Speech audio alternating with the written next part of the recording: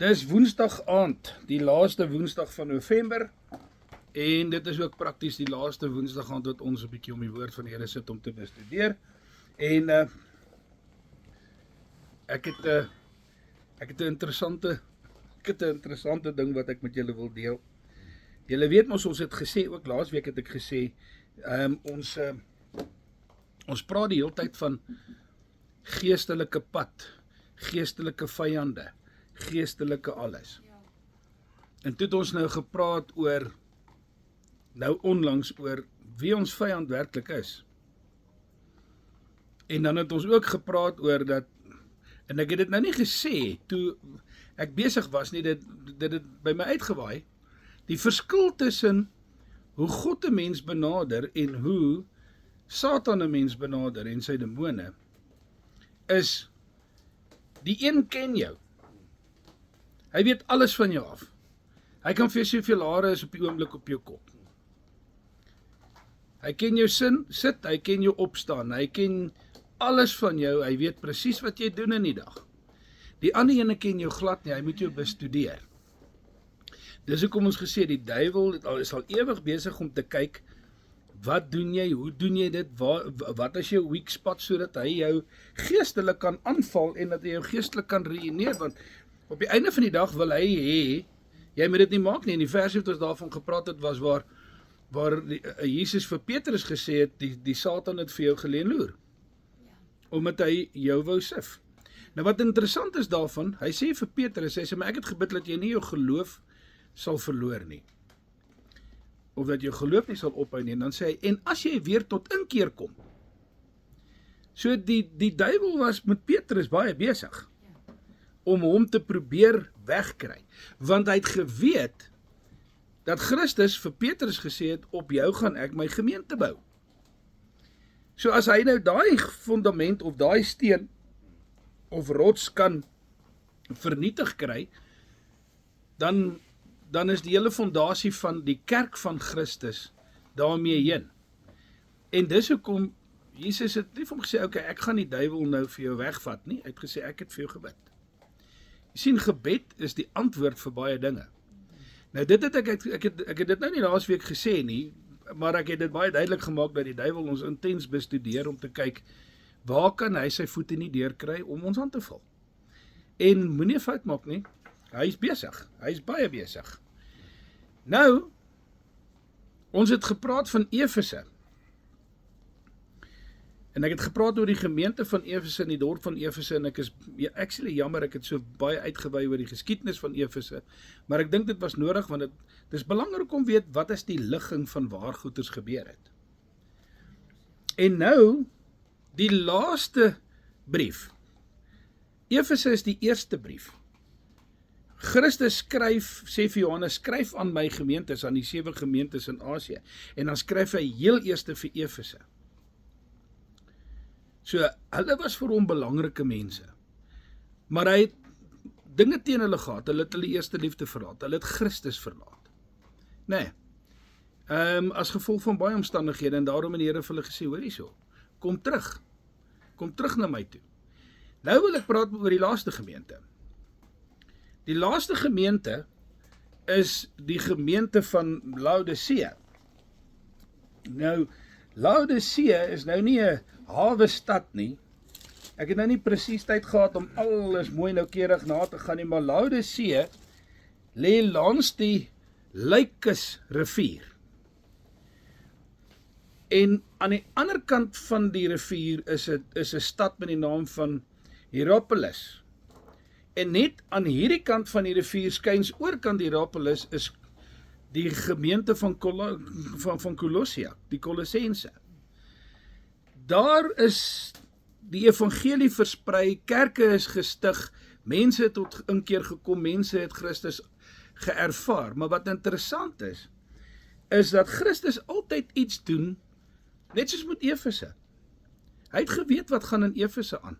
Hy het geweet dat die godin se tempel staan daar en al daai goeters, en hulle het al daai besigheid verloor, omdat hier 'n ou gekom het wat gesê het, nee, julle hoef nou nie deur allerlei dierprosesse te gaan nie, Christus kan julle genees, Christus is die groot geneesheer. En alles is omtrent Christus, en hulle was nie baie happy met hom nie, en hulle was ook nie baie happy omdat Paulus vir hulle gesê het, hoorie so, maar julle is besig met afgoderry nie, want die beeldjies wat hulle gemaak het van hierdie tempel, en so aan het vir hulle baie geld ingebring.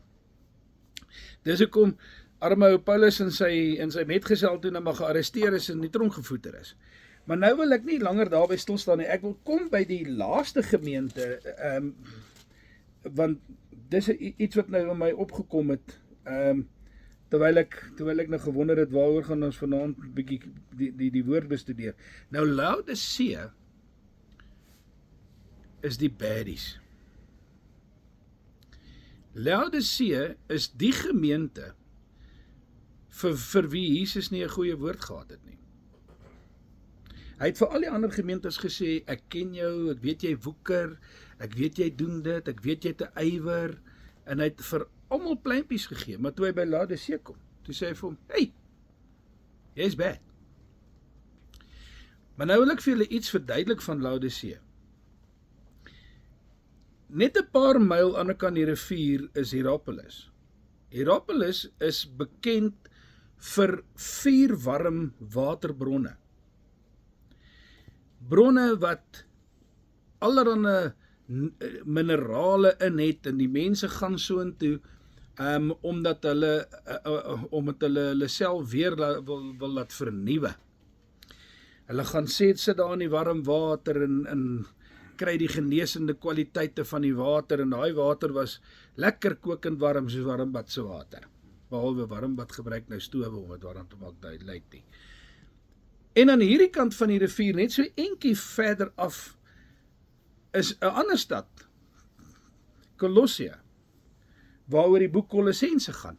Nou Kolosse het weer yskoue water.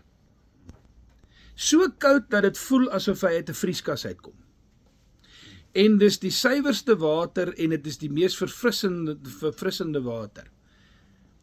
En hierdie is waarheen die mense gegaan het as hulle 'n verfrissing nodig gehad het, en hierdie ene was waarna hulle toe gegaan het wanneer hulle hernuwing nodig gehad het en 'n bietjie wil gerevitalize het. En nou kom Paulus en hy skryf vir hierdie gemeente.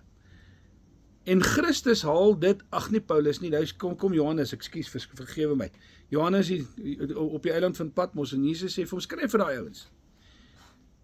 Hulle ken Hierapolis en hulle ken Kolosse. Hy sê, wie wat? As jy nou maar warm was, dan het jy ten minste 'n revitalizing invloed gehad. Of was jy maar koud,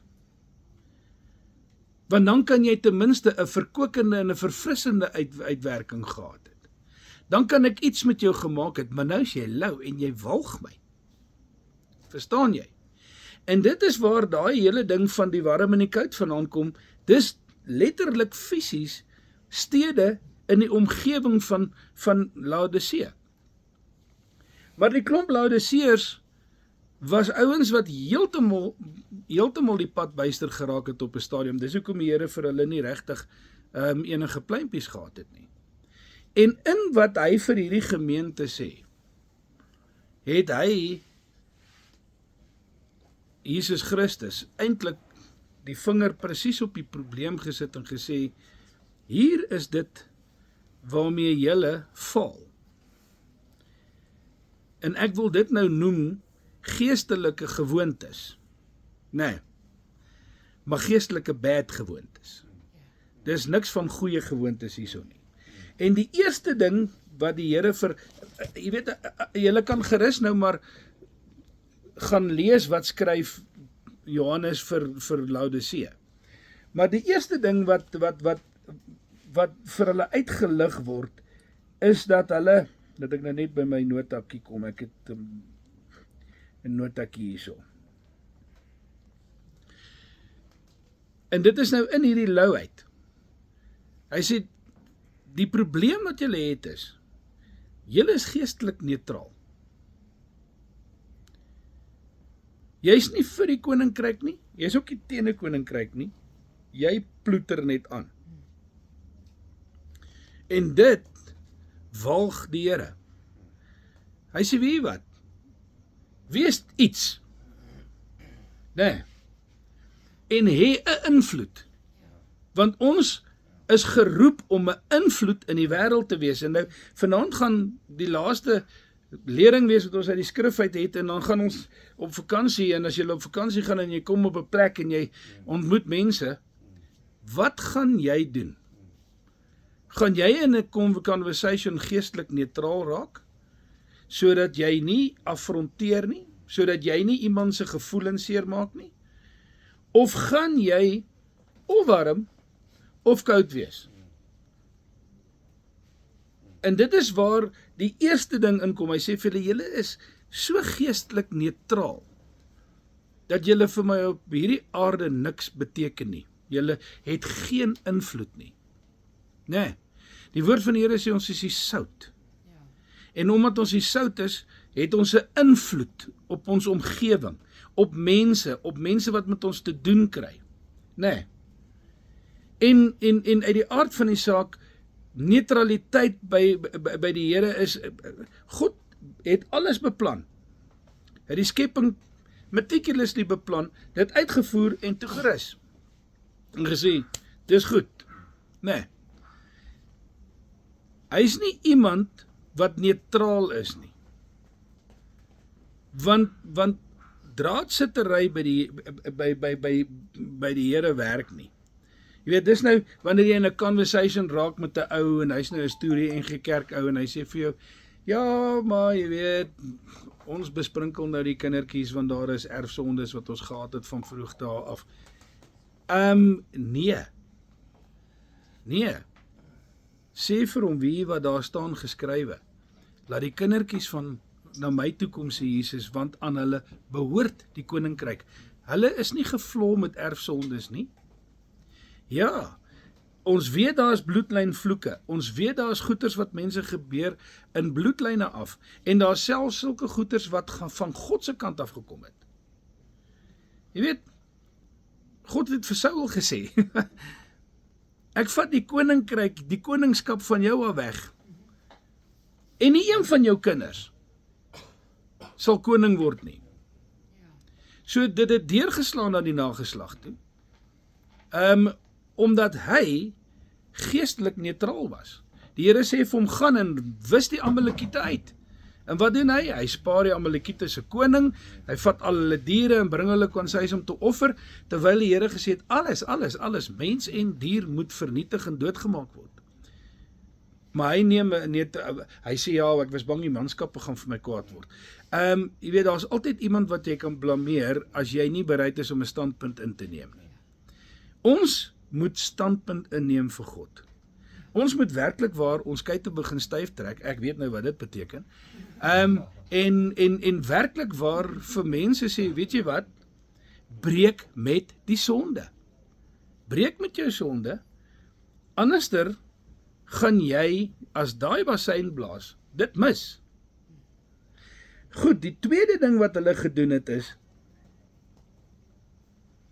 hulle het, ek wil net terugkom na die neutraliteit toe.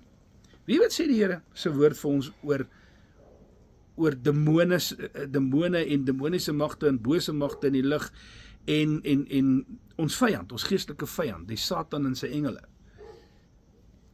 Hy sê, onderwerp jou aan God. En dan wat sê hy? Weerstaan. Resist. Is ek iemand wat as die vyand kom met 'n aanslag om my te verlei, iemand wat resist en sê, sorry vyand, ek staan jou aanslag te. Jy weet, die pel kom en sê, ag man, kom ons gaan net gou hier om, dis lekker, daar's chicks hang aan die paal, weet, as jy standpunt kan inneem en nie neutraal is nie, dan kan jy vir hom sê, sorry, gaan jy maar ek is anders. God het my anders gemaak, hy het my geheilig as sy kind. Ek is nie deel van die wêreld nie, ek lyk nie soos die wêreld nie, en ek ryk nie soos die wêreld nie, en ek tree nie soos die wêreld op nie. Ek moet kan standpunt inneem en nie neutraal sit nie, né? Dan die tweede ding wat die Here vir hulle sê is, want hulle sê ook die mense wat gesê het, Jesus sê, hy sê vir Johannes, jy sê jy's ryk en jy het verryk geword, maar jy's actually arm en naak en beklaanswaardig. Nee. Nou, weet jy wat? As ek dink, dit wat ek vermag het op hierdie aarde, is genoeg om my deur te sien as daai bassein blaas dat ek kan saamgaan, dan het ek 'n vet surprise vir jou vanaand. Jesus vertel 'n gelykenis oor dit, en hy sê, en hierdie ou het die talent wat die eienaar vir hom gegee het, in die tent gaan begrawe, en toe die eienaar terugkom, het hy dit weer gaan uithaal, en vir hom teruggegee en gesê, ek het geweet, jy is 'n harde man om voor te werk, hier is jou talent terug, ek het hom bewaar, ek het niks met hom gedoen nie, en wat sê die Here vir hom? Nee, oké, dis oké. Nee, hy sê, jou slegte diensknegt, Plees dat jy dit net gevat het en het vir die geldwisselaars gegee het, dan het ek ten minste rente daarop gekry. Maar nou het ek niks gekry nie. Vat hom en gooi hom in die buitenste duisternis, waar daar 'n geween en 'n geknars van tande sal wees. Jy sien, die oomblik as ek geestelik neutraal raak, dan verloor ek my oomf, as ek dit so kan stel geestelik. Jy weet hoe's mense as hulle net tot bekering kom. Ouens kom tot bekering, vast bekeerlinge. Jesus, dan wil hulle die wêreld vir Here omkeer. In 2,5 jaar, 3 jaar later as jy hulle soek, dan is hulle spoorloos. Of hulle is byspoorloos. Né? Een van die twee. Jy weet, daai ywer raak vinnig weg as ek nie bereid is om geestelik standpunt in te neem nie. Want as ek 'n standpunt inneem, dan is dit baie duidelik dat ek 'n invloed gaan uitoefen. Nee. Nou, die geestelike onafhanklikheid kom daarby in dat mense dink, okay, maar ek het nou soveel bymekaar gemaak. En wat het daai ou ryk dwaas gedoen? Hy het gesê, nou het ek alles gedoen wat ek wou gedoen het, my skure is vol, nou gaan ek terugsit en ek gaan die lewe geniet. En toe sê die Here vir my, dwaas, ek kom vanaand om jou siel te eis. En ons weet waar hy sy oë oopgemaak. In 'n bitter brandende plek waar daar smarte is. Ons is altyd afhanklik van God. En God het ons geskep om afhanklik van hom te wees. God wil graag hê ons moet bely en sê, Here, weet jy wat, ek het jou nodig. Nee, en 'n mens het altyd die Here nodig. Daar's altyd 'n rede waarvoor 'n mens kan die Here loof vir wat hy vir 'n mens doen. Nee, van die dag, as jy in die oggend jou oë oopmaak en jy kom agter, maar ek haal nog asem, ek kan nog sien, ek kan die voeltjies hoor fluit, ek kan die natuur beskou en sien hoe mooi is dit, dan besef 'n mens net, weet jy wat, dit is weer net genade op genade van God se kant af. En ek kan net nooit vir myself sê, maar ek is nie afhanklik van God nie. He is my provider. Nee. En hy weet wat ek nodig het. Die woord van die Here sê, hy sê, ek weet, Jesus sê, hy sê, die Hemelse Vader weet wat julle nodig het nog lank voordat julle hom gevra het.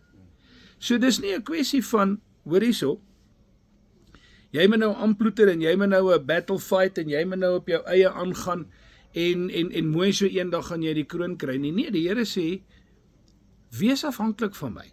Besef jou afhanklikheid van my. Een van die eerste lesings wat ons gehad het oor die geestelike pad of die geestelike realm of die geestelike wêreld, was dat God vat die Israeliete en hy lei hulle deur Moses in die woestyn in 'n onherbergsame omstandigheid in. Nou sal 'n mens dink, nee, maar die Here moet my nou lei van oorwinning tot oorwinning, maar die Here wil eers vir hulle iets baie duidelik maak. Hy sê, en hy het hulle met 'n ompad uit Egipte uitgelei, omdat hy hulle wou leer. Leer wat? Leer om afhanklik van God te wees. Hy het vir hulle 'n vuurkolom in die nag gegee wat hulle warm gehou het in zero toestande in die woestyn. Hy het in die dag vir hulle 'n wolkkolom gegee wat hulle in die skaduwee laat loop het terwyl die son hulle amper dood kon gebrand het. Hy het vir hulle elke liewe dag miljoene kwartels laat kom. Kan jy daai wonderwerk imagine? Dat die Here 'n wind opsteek elke dag en hy waai soveel kwartels dat miljoene Jode dit kan eet en versadig word. En dit hou aan vir 40 jaar lank. Totdat hulle by die beloftes kom. Ek gaan nou daarby kom. Want dit is die uiteinde van waar ons wil wees. Ons wil in God se beloftes ingaan. Want die woord van die Here sê, God het vir ons in Christus seëninge weggebere. Nee. Nou, hy het dit daardeur gevat. Hy het hulle by bitter water gebring. Hy het hulle by die see gebring en die see gekloof. Hy het hulle by die rots gebring en vir hulle water uit die rots uitgegee. En so het, as jy deur die hele skrif gaan en jy kyk mense wat hierdie preke preek, Petrus het daai preek gepreek, Stefanus het daai preek gepreek, Paulus het daai preek gepreek, van wat alles gebeur het en hoe God vir sy volk gesorg het. Nee? En elke keer is dit duidelik dat God wil voorsien. Maar hy wil hê jy moet jou vertroue in hom stel en sê, Here, jy is my bron. Ek is nie geestelik onafhanklik nie. Ek het geestelik is ek actually baie afhanklik van die Here. Nee, vir elke dag, vir elke ding wat ek doen. Wanneer 'n mens met iemand konsulteer of wanneer jy werk doen, daar's baie keer kom daar 'n vraag vinnig op 'n ou af en jy wil nog dink, dan sê die Heilige Gees vir jou, hier is die antwoord. Ek het al in hoeveel gevalle mense gehad wat vir my gesê het, hoe het jy aan dit gedink? Dan sê ek vir nee, ja, Heilige Gees het vir my gesê. Dan kry ek 'n tyd om te getuig, nee, en so 'n bietjie 'n inslag te kry. Maar geestelike onafhanklikheid is 'n gewoonte waarin mense verval. En dan dink hulle by hulle self, ag, weet jy wat? Ek gaan Sondag kerk toe, ek luister 'n preekie, kom huis toe en ek het my deel gedoen vir die week. Nee. Bitter min mense hou stilte tyd. Bitter min mense doen wat Daniël gedoen het. Daniël het in die oggend voordat hy gaan werk het, sy venster oopgemaak in Jerusalem se kant toe gebid. Hy het etenstyd huis toe gegaan en gaan bid, en dis hoekom hulle so maar is. En hy het in die aand weer die vensters oopgemaak en weer in Jerusalem se rigting gebid, en almal het dit geweet. Dis hoekom hulle na die koning toe kon gaan en sê, kyk wat doen Daniël, hy luister nie vir jou edik nie. En daarom was Daniël in die leeukuil gegooi. Maar kyk nou net, daai koning hardloop na daai kant van daai put toe, waar daar onder leeu's is. En hy gil daar in die duisternis af en hy sê, Daniël, Daniël, was jou God in staat? En Daniël sê vir hom, mag die koning lank leef. Die Here het die bekke van die leeu's gesluit voordat ek hier gekom het. Nee. If you go through the fire, it won't burn you. If you go through the river, it won't sweep you away. God sal altyd voorsien, God sal altyd daar wees vir jou, maar dan moet ons nie geestelik laks word nie. En ons gaan nou in 'n vakansietydperk in, en weet jy wat, moenie laat 'n vakansietydperk keer dat ons nie die woord van die Here nader trek en met die Here stilte tyd hê en sê, Here, help my net om nie hierdie geestelike gewoontes aan te leer nie. Want ek kan hoe ryk wees as ek nie geestelik skatte vir my in die hemel bymekaar maak nie. En dit beteken ek moet geestelik woeker en ywer vir die Here, dan maak ek vir my skatte in die hemel bymekaar. As ek dit nie doen nie, is ek arm en naak en beklaanswaardig. Nee. Geestelike naaktheid is 'n vieslike ding, want dit beteken jy het Christus in jou lewe verloor. Want waarmee word ons beklee? Ons word beklee met Christus. Hy sê, beklee julle dan met Christus.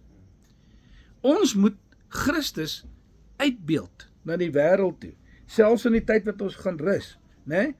Dan die volgende ene. Ek wil net hier byvoeg, as nog 'n versie wat sê, Ek dink dit is of in Haggai of in Sagaria waar hy sê, kyk wat ek van vandag af sal doen, hy sê julle hardloop vir julle eie huise, terwyl my huis in pyn lê, sê die Here. Nee, nou wie is die huis? Moet ons nou Desember maand vakansietyd gou gegaan en bietjie gaan oppolishing doen daar by die kerk se gebou en so? Nee, dis nie waarvan hy praat nie. Hy sê, julle is die tempel, julle is die geestelike gebou, die geestelike tempel, julle is ingemessel in 'n geestelike gebou in, waarvan die hoeksteen Christus is. En dis die huis wat in pyn lê. Want mense lewe nie meer vir God nie. Mense het neutraal geraak. Dis maklik om te sê, weet jy wat, ek lewe nou maar saam met die moffie saam. Nee. Al sê die woord van die Here vir my, homoseksualiteit is 'n gruwel in die oë van die Here. Nee, ag wat, my homo-pel is eintlik 'n great ou. Weet jy wat, trek daai vriend nader en sê vir hom, hoor hierso, ek wil graag jou vriend wees, maar as ek 'n goeie vriend vir jou wil wees, breek met jou sonde.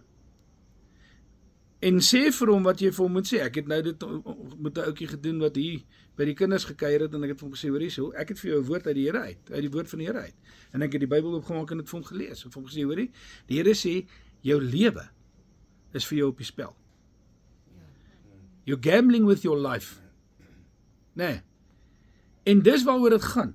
Ons moenie neutraal raak en sê, ag, okay, ek verdier hierdie ou, ek verdier hierdie, almal kan, dan klink ek nou amper soos 'n Mohammedaan, en ek klink amper soos 'n Boeddhis, want almal van hulle sê, wie weet, ons moet net in balans kom met alles, en dan is die hele wêreld reg, en dan shine my Mendalia, en my aura is helder, en ek weet nie wat se twak alles nie. Jy weet, op die einde van die dag, is jy so verward, jy het nie geweet, jy het sulke baie dinge goeders wat jy saamsleep met jou elke dag nie. Die woord van die Here sê vanaand vir ons, neem standpunt in. Neem standpunt in. Romeine 12 vers 11 sê, nie droogwees nie eier nie, maar ywer nie, maar vurig van gees. Daar is hy. Nou goed, die volgende ene. Geestelike ongevoeligheid. Hierdie ouens in Laodicea het niks vir niemand gevoel nie. Hulle het nie mekaar se laste gedra nie. Hulle het niks gedoen nie. Hulle was nie daar vir mekaar nie. En hulle het geestelik totaal ongevoelig geraak. En ook geestelik ongevoelig geraak vir die beweging van God se gees. En die woord van die Here sê vir ons, moenie die gees uitblus nie. Die woord van die Here sê, moenie die gees bedroef nie. Die woord van die Here sê, en bid tot God deur die gees. Ek is baie bly ek kan in tale bid. Because ek dink hier's 'n paar die mekaar doen moontjies. Hulle weet nie wat sê ek nie. Ek weet ook nie wat sê ek nie. En wat so lekker is God weet wat ek sê. En dit is al wat tel. So geestelike ongevoeligheid met 'n mens, moenie geestelik ongevoelig wees nie. Die woord van die Here sê vir ons, weet jy wat? Dra mekaar se laste. Toe hy vir hulle die gelykenis van die Samaritaan vertel, toe sê hy vir hulle, gaan julle aan die einde van hierdie hele ding. En hy nou vir hulle sê, nou wie sê julle is hierdie ou se naaste? Toe sê hulle die Samaritaan. Toe sê hy, nou gaan julle en doen dieselfde. Nou dit beteken nie, ek moet nou met 'n klomp wonde in die pad gaan lê, laat 'n Samaritaan my kom behandel nie. Ek moet die Samaritaan wees, wat die ou wat in die pad lê, help. Sodat hy God se gesindheid in my kan sien. En hy sy lewenswandel kan regmaak, sodat ons skatte vir onsself in die hemel kan bymekaar maak, en sodat ons geestelik kan excel. Hierdie is beginsels wat ons moet vermy. Hierdie is die beginsels wat ons moet vermy. Né? As ek byvoorbeeld die Bybel vat, wel, kom ek, time out, backspace. Dis duidelik volgens die woord, dat die woord van die Here is 'n spieël. Wanneer ek die woord van die Here vat en ek lees hom, dan kan ek myself meet aan die standaard van die woord. En as ek die woord vat en ek kyk in die spieël van die woord, en ek sien al my tekortkominge en ek is ongevoelig daaroor, dan is ek in 'n posisie dat ek arm en naak en beklaanswaardig is soos hierdie klomp Laodisee. Want weet jy wat? Hulle kyk nie meer na hulle self in die geestelike spieël van die woord om te sien of hulle die pot mis het en of hulle op die regte pad is nie. Geestelike gevoeligheid beteken ons moet sensitief wees vir geestelike goed. Ons moet sensitief wees vir die woord van die Here. Ons moet sensitief wees vir die beweging van die Heilige Gees. Ons moet sensitief wees vir die Heilige Gees se influistering. Nee. Dan die volgende ene, geestelike slapheid. Wie jy vra vir my enigiets, maar moenie laat ek nou met iemand gaan praat om die evangelie uit te dra of nee, ek is gemaklik. God het jou nie geroep om 'n plek in die bus te kry nie. God het jou geroep om 'n busbestuurder te word en die plekke in jou bus volgemaak te kry. Jy moet vir die mense sê, kom ons gaan na die huis van die Here, kom ons dien die Here, kom ons vertrou op die Here, kom ons sit ons alles in die Here, kom ons raak nie geestelik slap nie. Nee, daarom is daar skrifte in Jesaja wat sê, hy rig die slap knie weer op, en moenie laat julle arms hang nie, maar wag op die Here, want hulle wat op die Here wag kry nuwe krag, hulle vaar op soos met vleuels van arend, hulle hardloop en word nie moeg nie.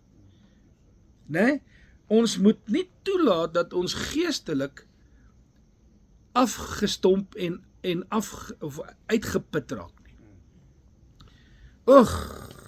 Dis so 'n hengse ding. Jy weet, nou moet ons weer dit gaan doen, nou moet ons weer dat gaan doen. Nee, kom ons behou die ywer vir ons liefde vir God en vir sy koninkryk en vir die evangelie van God.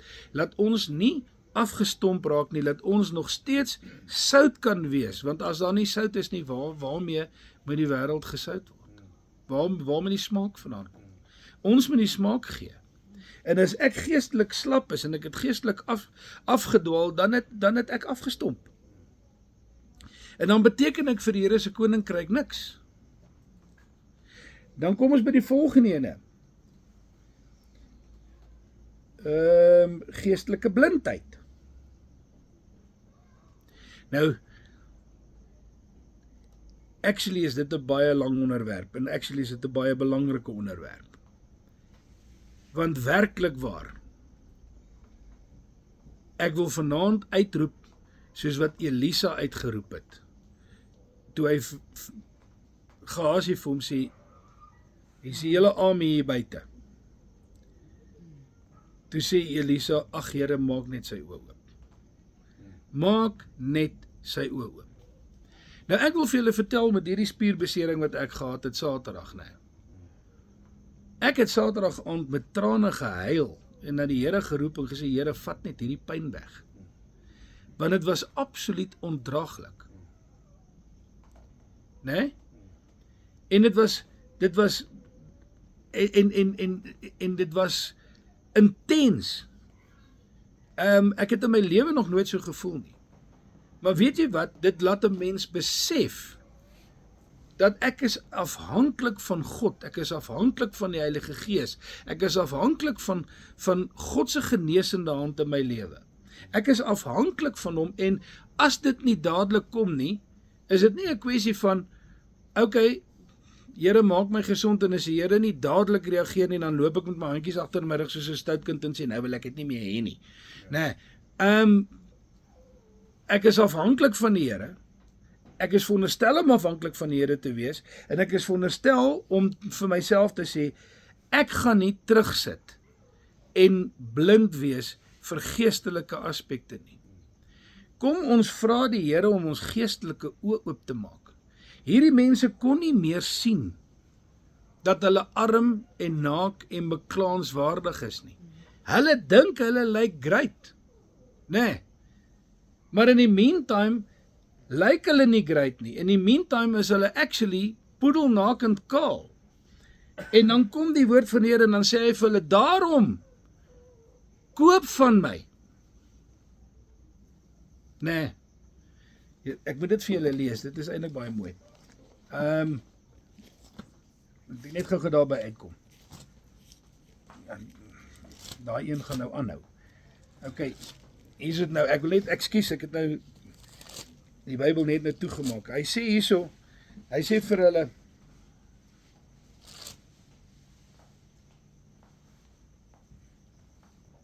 daarom raai ek, met 'n hoofletter, daarom raai ek julle aan,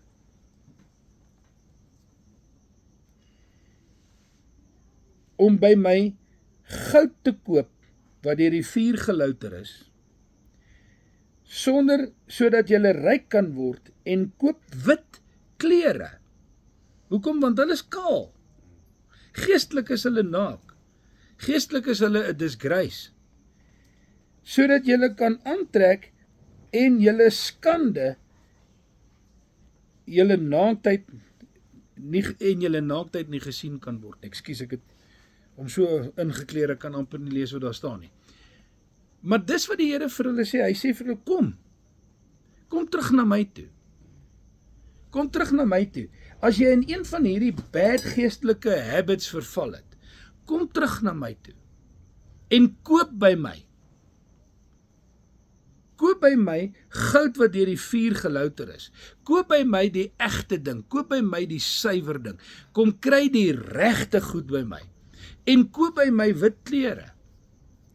Jy weet, as ons gaan kyk na Openbaring 19, dan sê hy, daar is hierdie skare wat in die hemel is met wit klere. They've washed their robes in the blood of the Lamb. Hulle het by hom klere gekoop. Hulle het gedoen wat die woord van die Here hierso sê. Jy sien, die punt is, ek kan nie meer in die spieël van die woord sien hoe kaal en hoe arm en hoe naak ek is nie, want ek het ongevoelig en onsensitief geword vir die gees. Al hierdie goeders wat ek hier opnoem, hierdie slegte gewoontes, hierdie geestelike slegte gewoontes, werk hand aan hand. Nee. Wanneer ek neutraal begin raak, ag, weet jy wat, ek sit maar net, ek doen my eie ding. Nee, die woord van die Here sê, wees aktief, raak betrokke. Raak betrokke waar die Heilige Gees wil hê jy moet betrokke raak, né? Weet, as die Here se Gees vir jou sê, hoor hierso, maar hier is vir jou 'n roeping, gaan doen dit en dit en dit en dit vir my, moenie onsensitief wees nie. Maak jou geestelike oë oop. Vat die woord van die Here.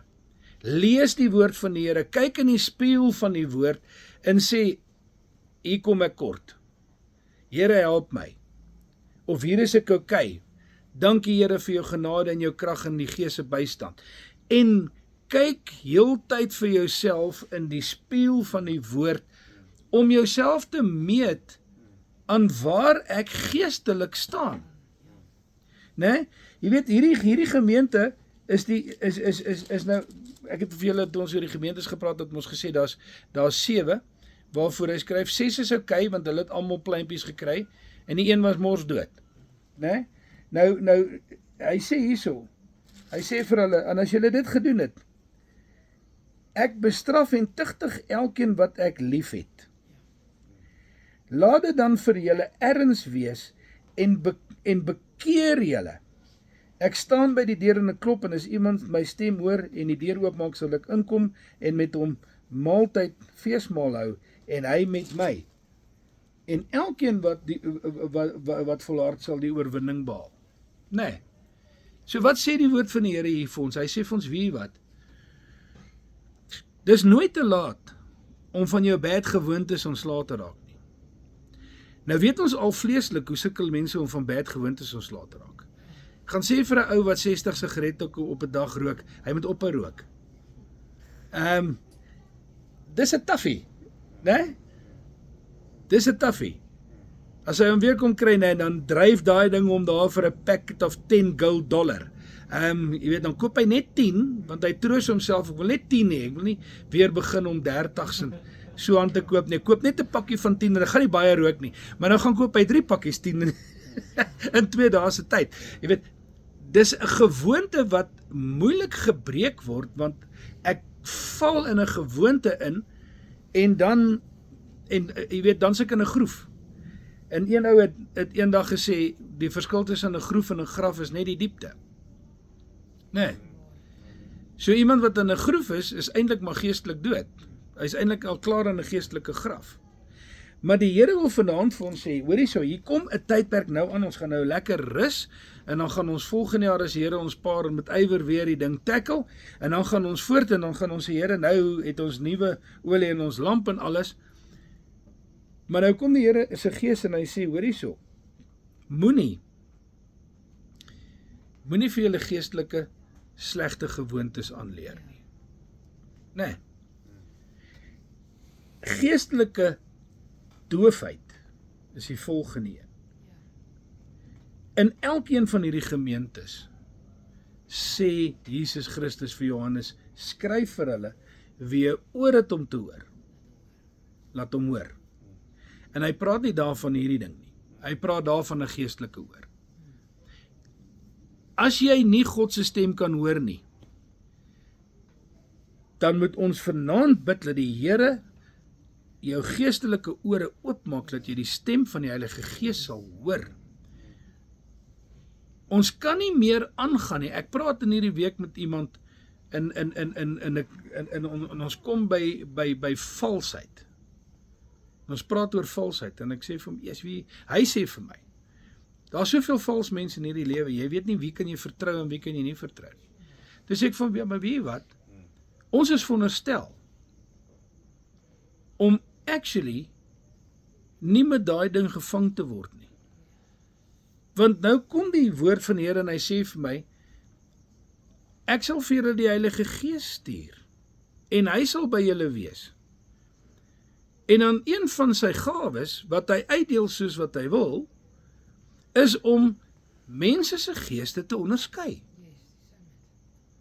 Wie ek bid, dat 'n ou moet nog daar oor kan die straat aankom, omdat ek al klaar vir myself sê, hy gaan nie eers by my hek inkom nie.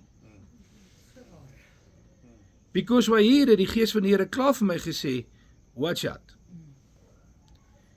En dan kry jy ander mense wat kom en hulle kom manipuleer jou, né?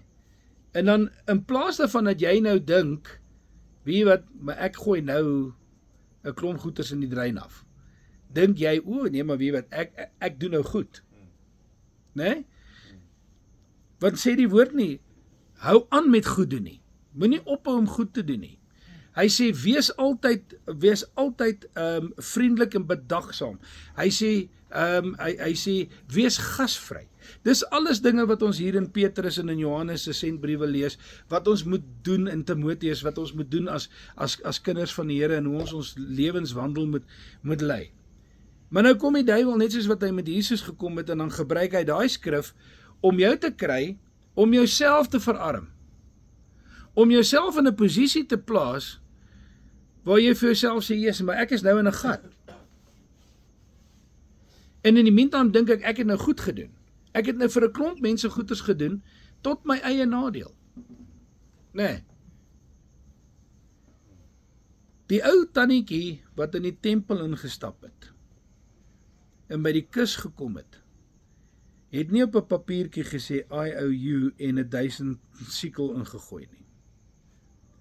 Sy het 'n penning gebring, want dit was haar enigste penning. En toe almal klaar hulle offergawes ingegee het, toe sê Jesus vir sy disippels, wie van hierdie mense die meeste gegee? Hy sê, daai vrou. Want sy het nie net gegee uit haar welstand uit nie. Sy het gegee dit wat sy het. Nee.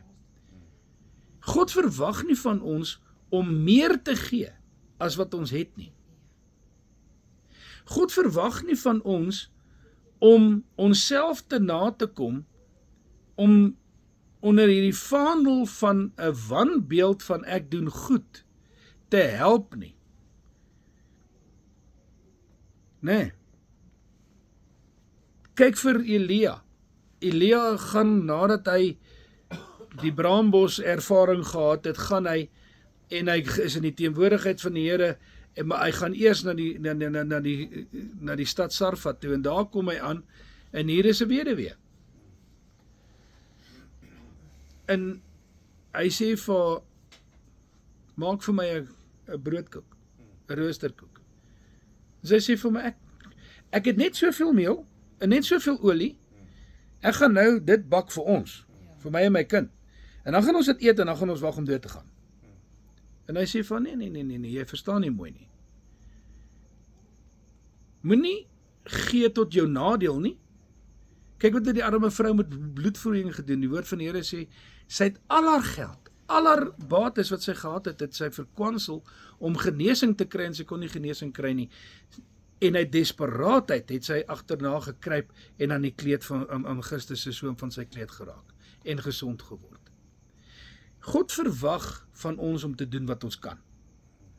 Hy verwag nie dat ons bo ons magte kan doen nie.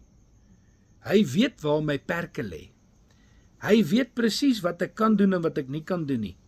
En daarom sal hy op my hart lê om te doen, wat ek kan. Ek is al baie met daai ene gevang. Mense wat kom en dan dis net amazing. Dan dink jy by jouself, eers weet jy wat, iewester mis ek die plot 'n bietjie. Nee. God verwag van ons om geestelike ore te hê om te luister wat die Heilige Gees vir ons sê.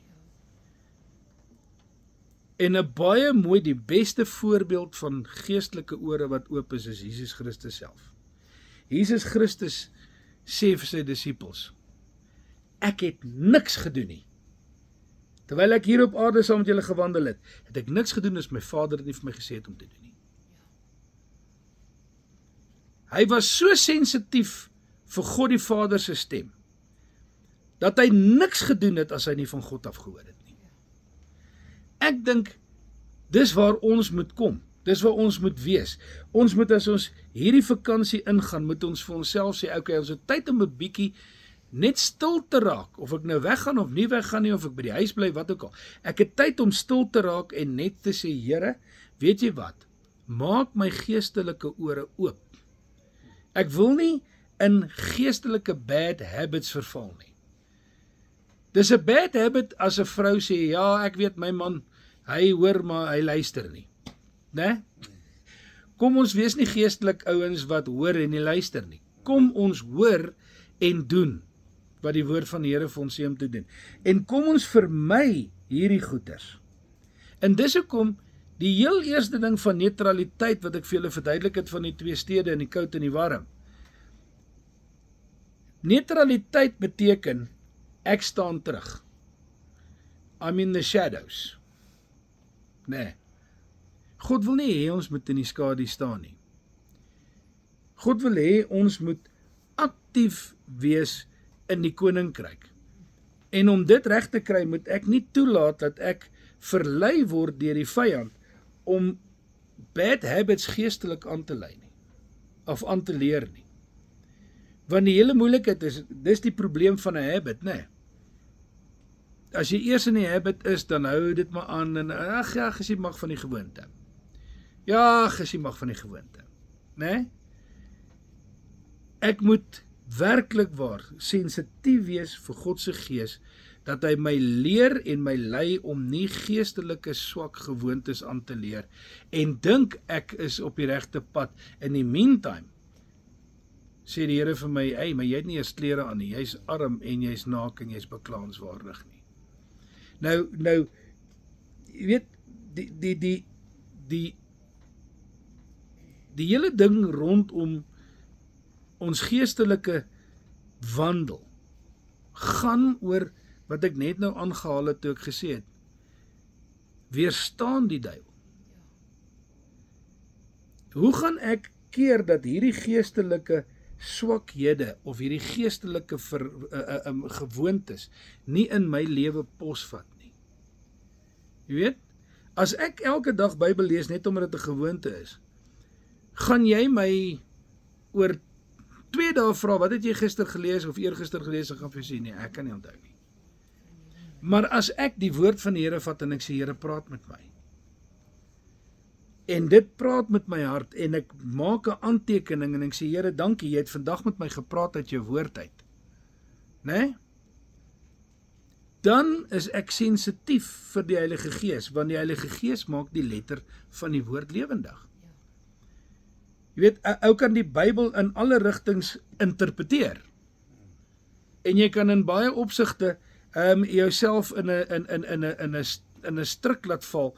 En dis hoekom die grootste teken van die laaste dae dwaallerings is. Moenie dat enige iemand julle mislei nie. Alles is altyd goed totdat daar ouetjies kom wat sê nee, kyk, jy verstaan hierdie skrifgie nie mooi nie. Eintlik sê hierdie skrifgie so en so en so en so. Ek hoor Lucifer se stem. Ek hoor hom vir Eva sê, nee, dis nie so nie. Het God dit gesê? Nee, dis nie so nie. Julle sal nie doodgaan nie. Julle sal soos hy word. En van Genesis af vang hy die mense met dieselfde triek. Tot waar ons vanaand is. Jy weet, nou verstaan ek my nie meer so mooi nie. As jy nie mooi verstaan nie, dan sê die woord van die Here, bid, vas, bestudeer die woord. As dit nie help nie, gaan na iemand toe wat jy weet, 'n leraar is. Wat skryf Paulus vir hierdie selfe Kolossense? Nee, wat 'n katspoeg weg van Laodicea af is. Hy skryf vir die Kolossense, hy sê, julle moet almal al vanweë die tyd leraars gewees het. Julle moes nou al ander mense uit die woord uit geleer het. Maar nou moet ek julle nog met babakos kom voer. Kan nog nie geestelike styks inpak nie. Dis die hele probleem. Dis omdat ons geestelik in bad habits verval. Weet jy, die Here kyk nie na wat jy doen nie. Die Here kyk na jou gesindheid. As ek opvlieg in die oggend en hier iewester steek ek vas en sê, okay, ek het gou nie gebid nie en hier gaan 'n skietgebed. Ag Here, baie dankie vir hierdie dag. Help my, bewaar my. Boem, daar gaan ek. Ek is nie besig om die Here te behaag met daai gebedjie nie. Ek is veronderstel om die aangesig van die Here te soek in alle erns. Jy weet, op 'n ander plek skryf Paulus, hy sê ons moet ons eie heil uitwerk met vrees en bewing. Met ander woorde, met baie versigtigheid, dat ek tog nie iewester opslip en in 'n geestelike swak gewoonte verval nie. Want die oomblik as hierdie swak geestelike gewoontes by my posvat, dan is dit wanneer 'n ou heeltemal verlou en verkoud en heeltemal afvallig raak van die Here af. Vat nou net ene. Ek vermors my talente. Hoekom dink jy die Here vir jou talente gegee? Hy het vir jou talente gegee, nie dat jy soos 'n braaitbootjie Vrydag aande op die verhoog kan rondhardloop en gil totdat die koeie huis toe kom nie. Hy het vir jou talente gegee om aan te wend in sy koninkryk. Maar weet jy hoe moeilik is dit om nou net, en ek praat nou net van, kom ons vat nou maar net 'n musiektalent. Probeer 'n orkes in die kerk bymekaar kry. Probeer om iewester met hulle te kom. Daar's moodiness, daar's afguns, daar's allerlei goeters onder daai ouens. Ek was al my lewe lank in orkeste in die kerk. Al my lewe lank was ek deel van die voorsangers en van die praise and worship. En ek het hierdie goeters nie in een gemeente nie, ek het hierdie goeters in honderde gemeentes gesien. Die talent wat ek bring is nie om daar te staan sodat almal kan sien hoe 'n kwaai boetjie is ek nie. Yes, kyk hoe Joel daai ou. Nee. Die doel van waarom ek daar staan is om hierdie ou wat vir my kyk, se gees ingestel te kry met die Heilige Gees, sodat die krag van God kan neerdal en mense genesing kan kry en daar kan wonderwerke in die kerk begin gebeur. Van hoekom? Want ons is besig om die grondslag te lê vir die Gees om te werk. Koning Josafat en Agab en die ander koning kom daar deur die woestyn, omdat hulle self 'n vreeslike langhaal wolla storie verkoop het, dat dis die beste manier om Moab aan te val. En hulle het nie water nie en hulle is amper dood. En toe hulle nou daar staan en murmureer en hulle sê, het ons nou hier deur hierdie woestyn getrek om hierso te sterf. Toe sê Josafat vir hulle, is hier nie 'n profeet onder ons nie? In een wapendraertjie daarso sê, mag ek iets sê? Ja, Elisa is hierso. En koning Josafat sê, gaan roep vir Elisa. En Elisa het gekom en daar het nou so 'n bietjie van 'n onder ons hier gebeur, want hy het sommer vir Agab gesê, hoor hierso, ek like jou niks. Maar behalwe dat hy dit vir Agab gegee het, toe sê hy, bring vir my 'n lierspeler. En toe daai ou op daai kitaartjie begin tokkel, toe kom die Heilige Gees op Elisa. En hy kondig aan dat 'n woestyn 'n see word. Hy sê hierdie dal sal vol water wees. Grou gate, sodat daar nog meer water kan wees, want hierdie dal gaan vol word. Nou dit is wat 'n talent vir God beteken. As dit is hoekom ek my lier speel, of wanneer ek my stem as 'n voorsanger aanbind, of julle wat die nagmaaltafel doen, as ek dit doen, omdat ek nie gesien wil word nie, maar ek wil hê die profetiese beeld wat ek hier skep, moet deur die gemeente gesien word, sodat hulle besef hoe groot en hoe wonderlik en hoe ondeurligtig is ons God. Dan werk my talent vir my, dan is ek nie besig om geestelik myself te mors nie. Jy weet, ons moet nie geestelike bad habits kweek nie. Wanneer dit by God kom, is dit 'n simpel eenvoudige ding. Lewe volgens sy insettinge, onderhou sy gebooie, lewe volgens die woord en word 'n disipel. Gaan en verkondig en bring en dra uit. En dis hoekom die Here ons geseën het met talente. Dis hoekom die Here vir ons gesê het, okay, maar ek sien jou ywer, maar ek het jou gebou. Ek weet wat het ek in jou ingebou. En ek weet wat kan jy vir my doen. Nee? Jesus Christus staan by die eerste brode vermeerdering. Ek is klaar. Hy staan by die eerste vermeerdering van die brood en sy disipels sê vir hom, kan ons nie hierdie mense huis toe stuur nie, as hulle is al die hele dag hier by ons, dat hulle kan slaapplek kry en dat hulle iets te eet kan kry nie. En Jesus sê vir hulle, gee julle vir hulle iets om te eet. That's a tall one. Daar's 5000 mans, sonder die vrouens en die kinders. En die Here sê vir hulle, gee vir hulle iets om te eet. En hulle sê, maar ons het nie. Hy sê, wat het julle? En dis wat ek net nou gesê het. Die Here verwag nie van jou meer as wat jy het nie. Hy vat jou bietjie, wat jy kan gee, en hy vermeerder dit, sodat 5000 mans plus hulle vrouens en kinders gevoed kan word. As ek net bereid is om die bietjie wat ek het, na die meester toe te bring. En dit is wat ek wil hê, ons moet by ons vanaand in ons geestes, in ons gees vasgevang kry. Kom dat ons nie geestelik swak gewoond is aan jy weet, ek het eendag met 'n ou gepraat, toe praat ons oor die gelykenis wat Jesus Christus gedoen het oor die 10 maagde. En hy het vir my 'n ding gesê wat my tot vanaand toe pla. En dit is 10 maagde het uitgegaan met hulle lampe. 5 was dwaas, 5 was wys. Almal was rein. Almal was maagde. Selfde hier. Christus is nie hier besig om vir die wêreld te preek nie. Hy skryf vir sy gemeentes. Sy kudde, sy skape. Hy skryf nie vir vreemdelinge en vir Gentiles nie. Hy sê skryf vir my kerk. Né?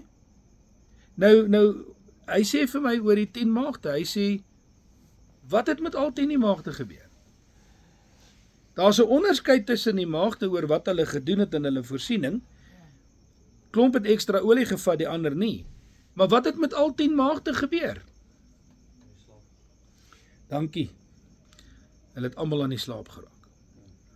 Daar het 'n geestelike laksheid, 'n neutraliteit en geestelike slegte gewoontes ingekom. En hulle het gaan terugsit en hulle het aan die slaap geraak. Omdat die meester getalle het. Of die bruidegom getalle het. Kom dat ons nie in hierdie gewoontes verval nie. Kom ons sê nie nou, happy hoera, nou gaan ons lekker Kersfees hou en ons gaan weer 'n nuwe jaar gaan ons weer vars vorendag kom nie. Weet jy wat? Jy kan die Here se aangesig soek op enige plek. Jy kan op die strand sit en vir die see kyk en jy kan met God 'n conversation hê wat skrik vir niks. Jy kan by jou eie huis op die gras lê en kyk na die sterre hemel in die nag en jy kan die Here loof en prys. Kom laat ons nie die gewoonte het om nou te sê, okay, kom ons skuif die woord nou 'n bietjie eenkant toe, nou gaan ons vakansie hou nie. Kom laat ons aanhou en vashou aan die woord van die Here.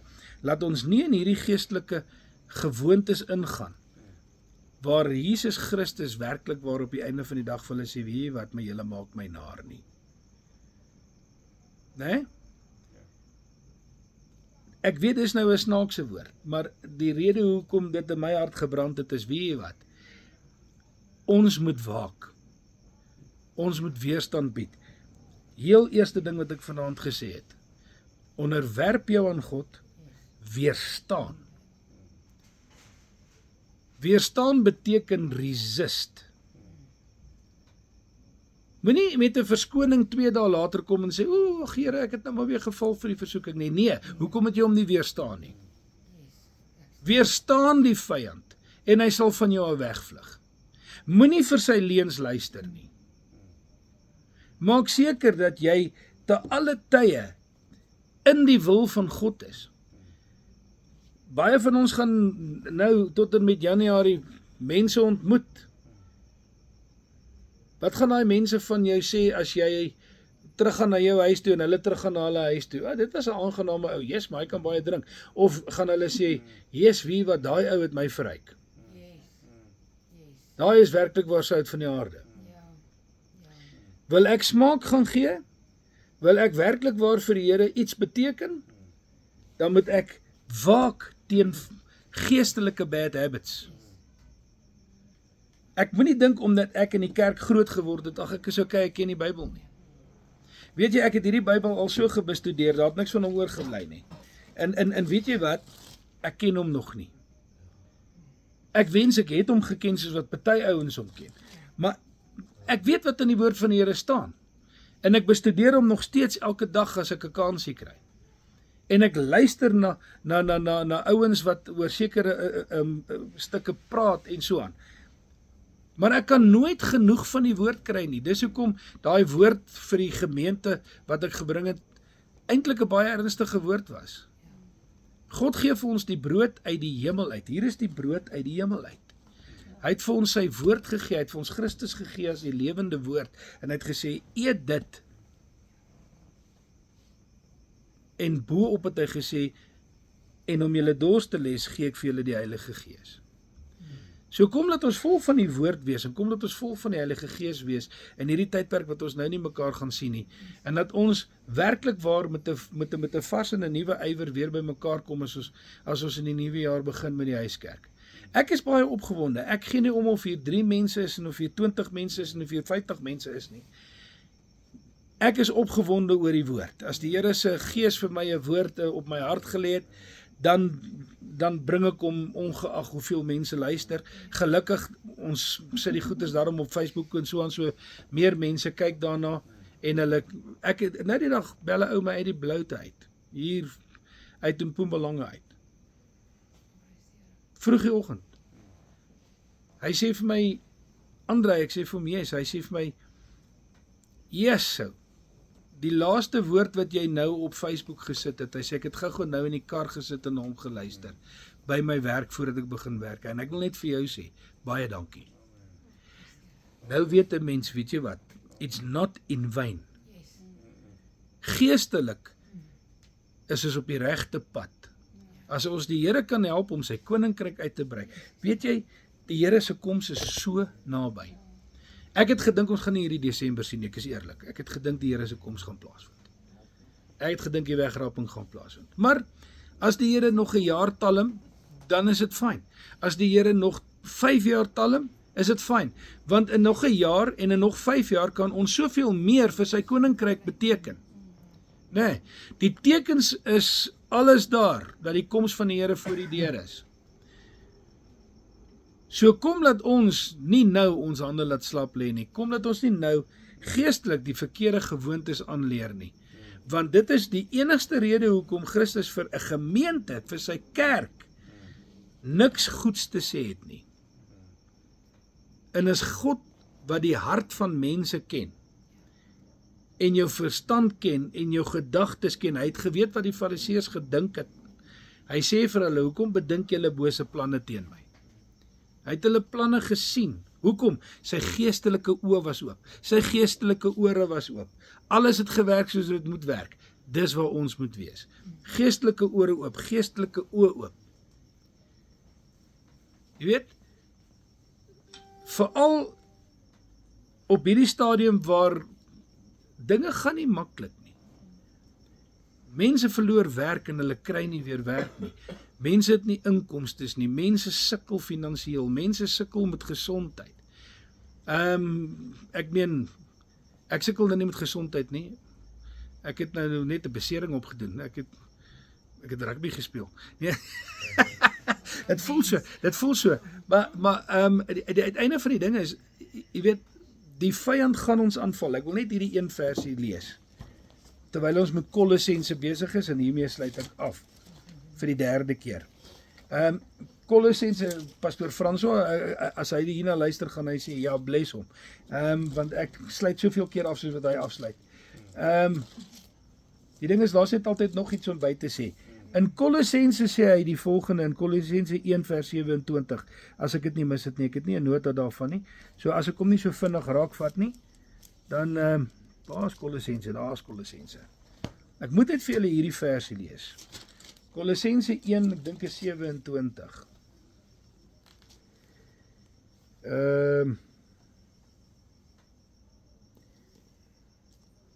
Ek gaan 29 ook lees, maar 27 sê, God het besluit om aan julle bekend te maak hoe seënryk en heerlik hierdie geheimenis vir die nasies is.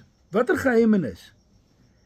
Die geheimenis dat, en ek gaan hom in Engels sê, Christ in you, the hope of glory. Ons het nou baie gepraat van ons moet in Christus wees. Hierdie versie sê, Christus in my, gee vir my die hoop op die saligheid. En dan kom hy, hoor wat sê hy in vers 29, wag, ek gaan hulle almal lees, so 27, 28. Die inhoud daarvan is Christus in julle. Hy is julle hoop en julle heerlikheid. Hom verkondig ons deur ons aan alle mense met alle moontlike wysheid onderrig en leer, sodat ons elke mens tot geestelike volwassenheid in Christus kan bring. Moenie slap lê nie. Beywer jou. Doen wat Paulus hierso sê, dat ons by elke moontlike geleentheid mense geestelik bedien. Nee, en dan hoor wat sê vers 29 wat ongelooflik mooi is. Daarvoor span ek my ook in en beywer ek my met die krag wat hy my gegee het om kragtig in my te werk. En ek dink daai versie som dit eintlik op. Ons het Christus in ons. En hy is nie net ons hoop nie. Hy is die hoop vir die wêreld. So, ek dink, ek is hier so klaar. As daar enige vrae is, kan julle vra. Maar vleit van ons storie is uit.